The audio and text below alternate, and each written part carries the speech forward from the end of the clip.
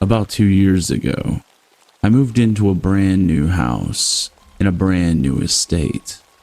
It was one of the first finished builds in the area, and I was thrilled to finally have my own space. Independence at last. The first few weeks were quiet, too quiet. I take afternoon walks with my dog, pacing the empty streets of a neighborhood that didn't yet exist. The roads were paved but lifeless, like veins without blood, stretching into nothingness. The only other completed house stood directly across from mine.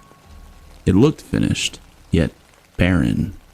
No driveway, no signs of life, just a husk. To my left, a few hundred meters away, was a sprawling hill wrapped in rusted chain link fencing. I later learned that it was council property, strictly off limits, no reason given, no signs posted, just an unspoken rule: you don't go there.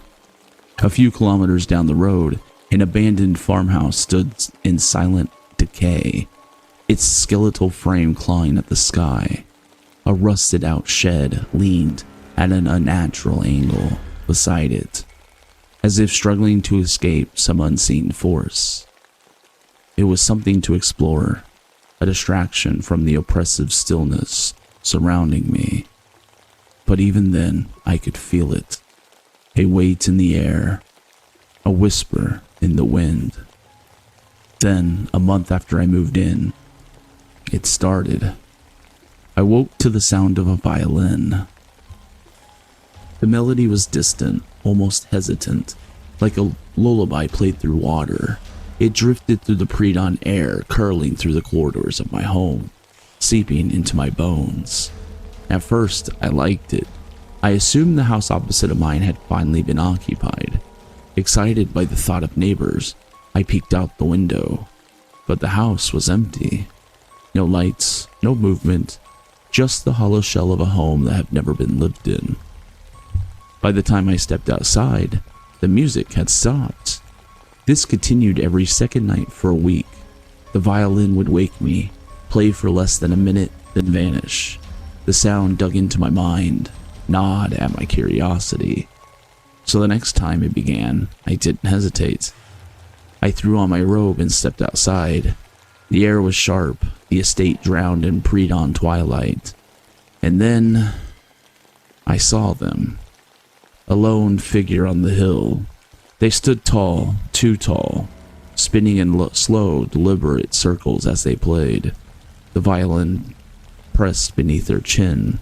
Their movements were unnatural, fluid yet broken, like a marionette with severed strings. The waltz of a thing that shouldn't exist. I looked away for only a moment. When I looked back, the figure had stopped, and they were facing me. I couldn't see their face, but I didn't need to. The space between us thickened, pressing against my lungs, suffocating. My skin crawled with the sensation of being watched. No, observed. I turned and went inside. I locked every door, but from that morning on, the feeling never left.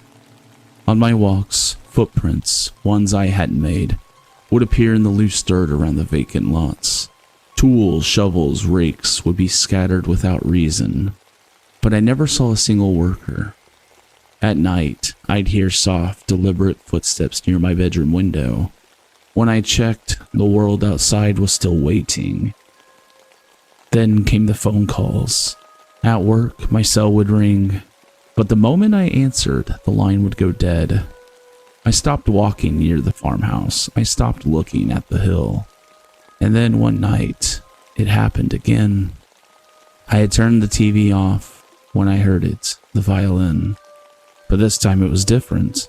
The sound was distorted, warping and twisting like it had been played through a dying gramophone.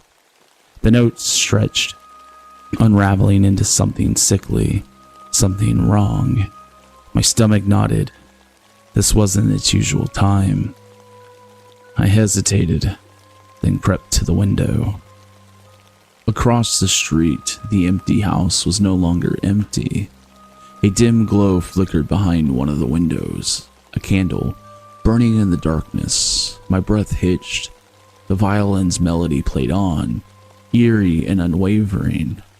I strained my eyes, searching for movement inside, but nothing. For 10 minutes I watched.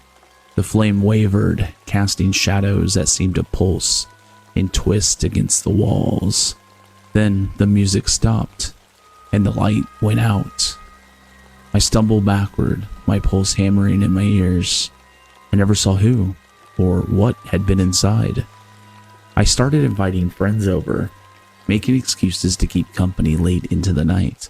But of course, nothing ever happened when I wasn't alone. I never told them. I couldn't. Without proof, they'd just laugh. And I didn't need that. I needed answers. But I never got them. The worst came a few weeks later. In my living area, my desk sat behind a small window that overlooked the narrow gap between my house and the steel fence. The fence was tall, almost flush against the glass. I never bothered covering it. No one could even be out there. One night, I was gaming. The room was dark, my only light, the glow of my monitor. I got up for a beer, my mind focused on the game. The kitchen was silent as I grabbed a drink, shut the fridge, and turned back towards my desk. That's when I saw them. Two faint and glowing orbs. My breath caught. My brain refused to comprehend what I was seeing. They weren't lights. They were eyes. A face, pale, stretched, was peering over the fence, motionless, watching me. I stopped breathing for a moment. My entire body seized, my mind screaming at me to move, to do anything, but all I could do was stare. Then the violin began to play, not from the hill, not from the distance, but right outside my window. The sound was frantic, violent, strings screeching under manic pressure. The melody was gone, only madness remained. A furious, unhinged wail clawing at the silence. Then my dog growled, low, warning, a sound I'd never heard from him before. The music stopped, the silence stretched, and then footsteps. Slow, deliberate, moving away from my window, but not walking. Dancing. The rhythm faded into the night, swallowed by the abyss. I didn't move until the sun rose. That morning, I called the police. They found footprints, too many to make sense of. I told them the figure was impossibly tall. They said he could have been standing on something. No one had ever reported violin music. No one had ever seen anyone on that hill. I must have sounded insane. The officers patrolled for a few nights. Nothing happened. People moved in over the years. I told them my story. One neighbor called it Violin Hill, and the name stuck. I scoured the internet for that melody, but it doesn't exist.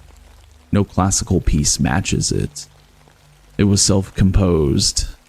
That, more than anything, terrifies me. I still live here. I still tell the story. I haven't changed my routine, but now I game with the blinds closed. And to our little violin player, please never invade my space ever again. Who could have thought a violin could be so terrifying? But that's the story for today. Thank you for watching. If you enjoyed it, don't forget to like the video. It really helps more people discover this content. Subscribe to the channel for more chilling tales, and leave a comment below. I'd love to hear your thoughts. I'll see you in the next video. Stay spooky.